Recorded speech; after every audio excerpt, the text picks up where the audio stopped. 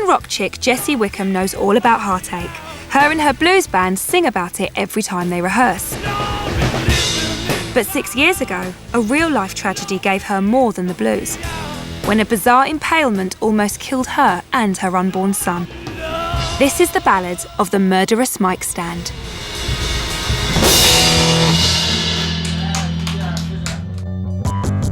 An 8 months pregnant Jessie was doing some cleaning upstairs.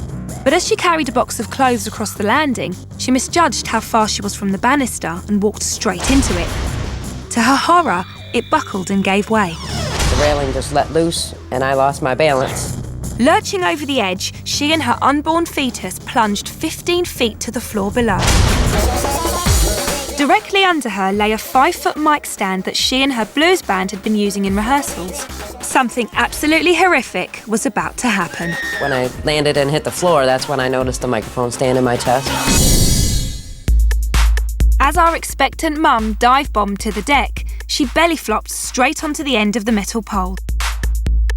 The mic stand drilled itself straight through her left breast, ripping through her chest cavity and erupting out through her back like a javelin. When I pulled on it, there was a nasty suction sound. You could tell it was an organ. Thankfully, the 1.5-inch wide shaft had narrowly missed skewering the baby in her tummy. But Jessie knew full well that if she was fatally injured, her unborn son would die in her womb. Terrified, she screamed to her 2 other kids for help. It kind of looked really bad. I've never actually seen anybody go through as much pain. I told her, Katrina, pick up the phone, dial 911 for me. The thought of dying definitely crossed my mind. A fleet of rescue workers now descended on Jessie's house to be faced with not 1 critical patient, but 2. Because within the womb, the fetus's vital bodily functions are interconnected with its mother's. If, as they suspected, the mic stand had punctured the arteries near Jessie's heart, she could bleed to death. And that meant the baby would die too. Her advanced stage of pregnancy made it an obvious concern as far as the viability of the child. Here, both of them were in peril by the injuries.